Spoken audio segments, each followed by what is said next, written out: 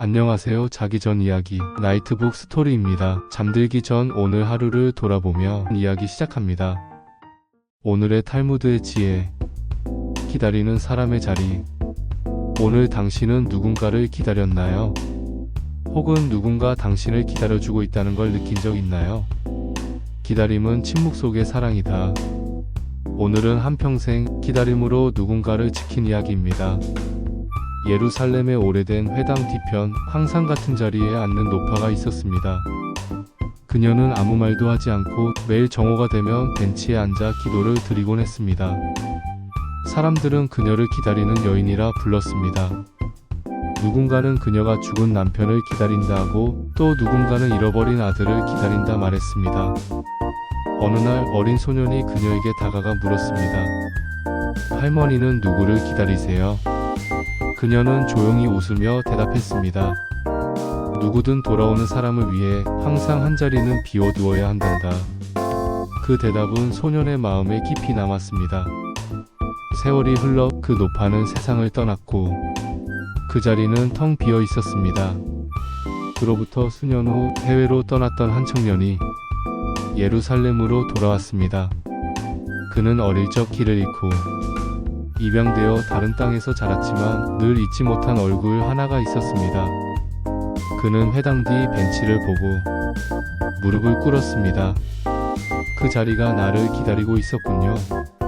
누군가를 기다린다는 것은 그 사람이 돌아올 가능성을 믿는 것입니다. 그리고 그 자리가 비워져 있다는 것만으로도 사람은 다시 길을 찾을 수 있습니다. 오늘 당신 곁에 누군가를 위한 빈자리가 있나요? 오늘의 탈무드의 지혜. 하룻밤의 은혜. 오늘 당신은 누군가에게 친절을 받았나요? 혹은 그저 하룻밤 머무는 사람에게 무언가를 베푼 적 있나요? 오늘은 단 하루의 친절이 인생을 바꾸는 이야기입니다. 비가 억수같이 내리던 밤, 한 유대인 여관에 낯선 나그네가 찾아왔습니다. 옷은 젖고 신발은 헤어졌으며 지친 눈빛이었습니다. 여관 주인은 방이 없습니다. 라고 말하려다 문득 마음이 흔들렸습니다. 작은 창고라도 괜찮습니다. 나그네는 조용히 말했습니다. 주인은 그에게 마른 옷과 따뜻한 수프 한 그릇을 건넸습니다. 그는 방명록에 이름을 남기지 않고 떠났고 이름도 말하지 않았습니다. 수년이 흘렀습니다. 도시에는 가뭄과 흉년이 찾아왔고 여관은 운영을 중단할 위기에 처했습니다. 그때 뜻밖의 소식이 도착했습니다. 도시 외곽에 큰 농장을 가진 익명의 기부자가 여관 주인을 도우려 한다는 것입니다. 그가 남긴 쪽지에는 이렇게 적혀 있었습니다. 당신의 수프 한 그릇은 나의 인생 전체를 데워주었습니다. 그 익명의 이름은 오래전 하룻밤 창고에 머물렀던 그 나그네였습니다. 하룻밤의 친절이 영원한 기억이 되기도 합니다.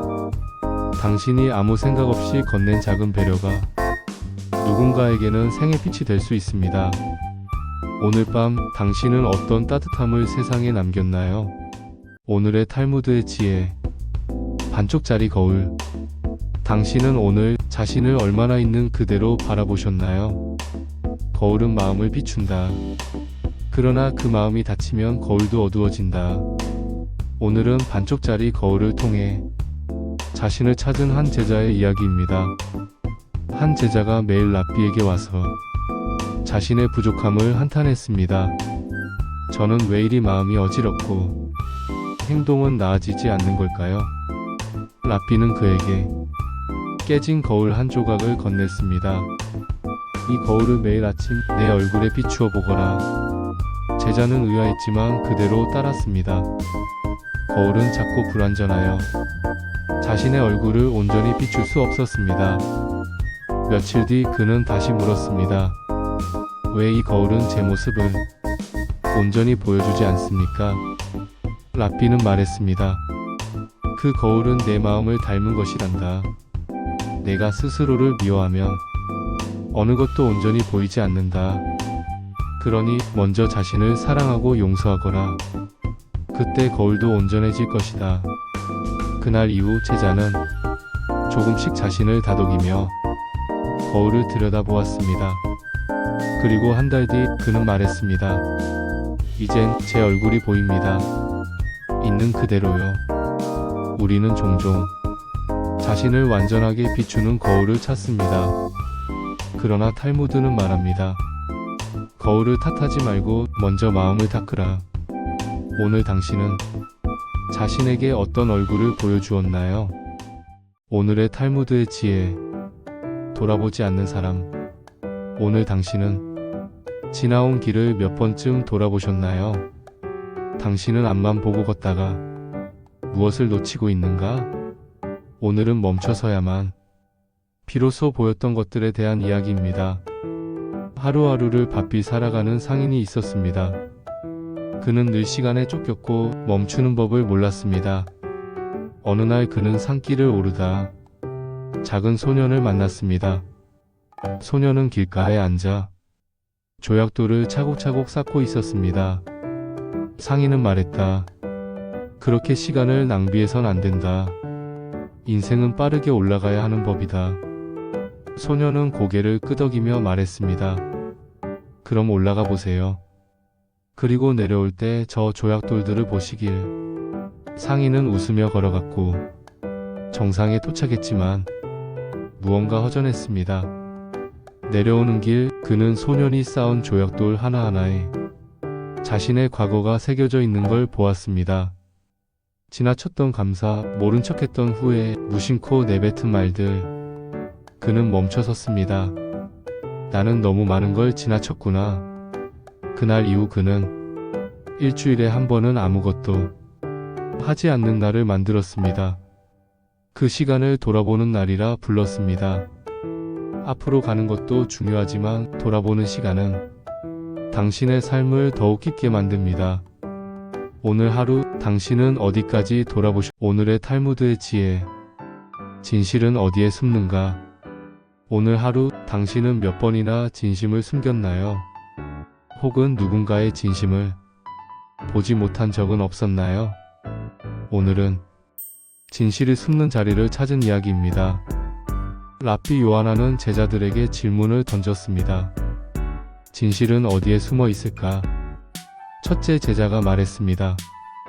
입술 사이에 있습니다. 진실은 말로 전해지니까요. 둘째 제자가 말했습니다. 행동 속에 있습니다. 진심은 말보다 행동에서 드러나니까요. 셋째 제자는 조용히 말했다. 진실은 아무도 보지 않을 때 숨는 것 같습니다. 요하나는 고개를 끄덕이며 말했다. 진실은 사람이 혼자 있을 때 드러난다. 거기엔 위장도 연기도 계산도 없으니. 그러니 너희는 홀로 있을 때 자신이 어떤 사람인지를 보아라. 그것이 곧 진실이다. 그날 이후 제자들은 사람들 앞에서보다 혼자 있을 때 자신을 점검하게 되었습니다. 진실은 크게 외치지 않습니다. 그것은 조용히 당신의 가장 깊은 곳에 숨어 있다가 당신의 선택으로 드러납니다. 오늘 당신은 어떤 모습에서 자신의 진실을 보셨나요? 오늘의 탈무드의 지혜. 2개의 잔. 하루가 끝나갈 무렵 당신의 마음엔 어떤 감정이 남아있나요? 기쁨과 슬픔, 감사와 아쉬움, 그 모든 감정이 섞인 오늘의 끝. 오늘은 삶의 잔을 어떻게 채워야 하는지를 알려주는 이야기입니다. 랍비 아바는 늘 2개의 잔을 식탁 위에 올려놓고 식사를 했습니다. 하나는 와인잔, 하나는 물잔이었습니다. 어느 날 제자가 물었습니다. 왜 2잔을 놓으십니까? 한 잔이면 충분하지 않습니까? 아바는 조용히 대답했습니다. 인생은 2잔으로 이루어져 있다. 기쁨의 잔과 고통의 잔. 나는 그 둘을 함께 마신다. 제자는 다시 물었습니다. 그렇다면 어느 쪽이 더 많으셨습니까? 아바는 와인잔을 들어 보이며 말했다. 고통은 이 잔에 담겨 있었지. 하지만 내가 기쁨의 잔도 함께 놓아두었기에 나는 쓰러지지 않았단다. 기쁨을 억지로 만들어낸 것이 아니라 작은 감사라도 잊지 않고 따로 담아두었던 것이지. 그는 매 식사마다 작은 웃음, 따뜻한 말 한마디, 그날 본 꽃 한 송이조차 기쁨의 잔에 담았습니다. 그리고 세상을 떠나는 날 그의 기쁨의 잔은 넘치도록 차 있었습니다. 오늘 하루 당신은 어떤 잔을 더 많이 들이켰나요? 고통의 잔을 마셨다면 기쁨의 잔도 잊지 말고 옆에 놓아두세요. 그 잔은 언젠가 당신을 다시 일으켜줄 힘이 될 것입니다. 오늘의 탈무드의 지혜. 잃어버린 이름. 당신은 오늘 자신의 이름을 어떻게 불렸나요? 누군가에게 잊혀진 적 혹은 스스로 자신을 잃은 듯한 기분을 느낀 적이 있나요? 오늘은 이름의 의미를 되찾은 어느 노인의 이야기입니다. 한 마을에 무명의 노인이 살았습니다. 사람들은 그를 그냥 노인이라 불렀고 그의 본명은 누구도 몰랐습니다. 그는 혼자 살았고 누구의 일에도 간섭하지 않았으며 그 어떤 인정도 받지 않았습니다. 어느 날 마을 아이 하나가 물었습니다. 할아버지 이름이 뭐예요? 노인은 대답하지 못했습니다. 너무 오랜 세월 누구에게도 자신의 이름을 부르지 않았기 때문입니다. 그날 밤 그는 조용히 묵상했습니다. 나는 나를 부르지 않았다. 다른 이들의 이름만 불렀지. 그는 회당을 찾았고 랍비에게 말했습니다. 저는 제 이름이 기억나지 않습니다. 하지만 다시 알고 싶습니다. 랍비는 그를 데리고 옛 장부를 뒤졌고 마침내 낡은 문서 한 장에서 이름 하나를 찾아냈습니다. 에우드. 당신의 이름은 에우드였습니다. 그날 이후 노인은 다시 자신의 이름을 되찾았고 마을 사람들도 그를 그렇게 불렀습니다. 그는 말했다. 내가 다시 사람이 된 것 같다. 이름은 단지 부름의 기호가 아닙니다. 그건 한 사람의 삶, 기억, 존재의 뿌리입니다. 오늘 당신은 자신의 이름을 자랑스럽게 불렀나요? 오늘의 탈무드의 지혜. 늦게 피는 꽃. 당신은 지금 어떤 시기에 있다고 느끼나요? 늦었다고 느끼는 순간 포기하고 싶어질 때가 있습니다. 하지만 탈무드는 말합니다. 꽃은 누구에게나 피어난다. 다만 그 시간이 다를 뿐이다. 오늘은 인생의 끝자락에서 처음으로 피어난 꽃에 대한 이야기입니다. 80세의 루벤은 그를 잊지 못했습니다. 어릴 때 전쟁을 겪었고 학교에 다닐 기회가 없었기 때문이었습니다.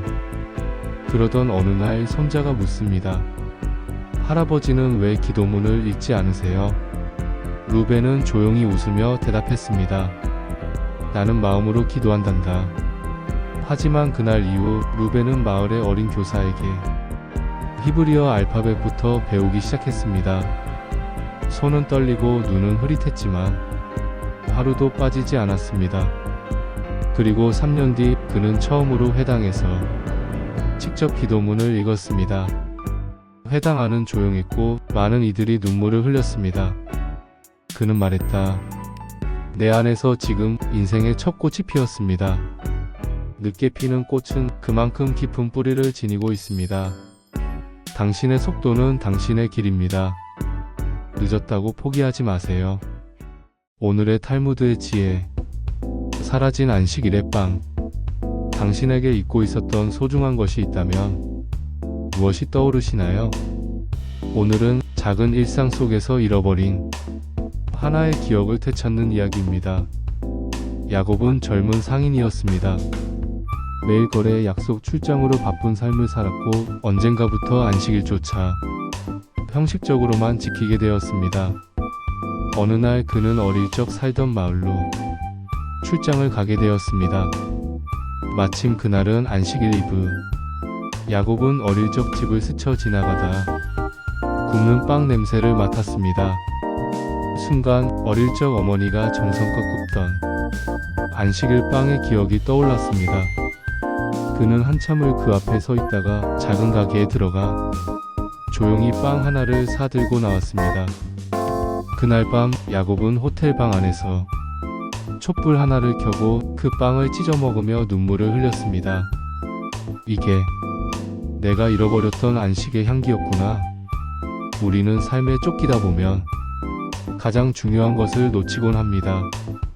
하지만 그것은 지워진 것이 아니라 기억 저편에 숨은 채 기다리고 있습니다. 오늘 당신은 잊고 있던 무엇을 다시 마주하셨나요? 오늘의 탈무드의 지혜. 세 마리의 양. 누군가를 도울 때 당신은 무엇을 기준으로 결정하시나요?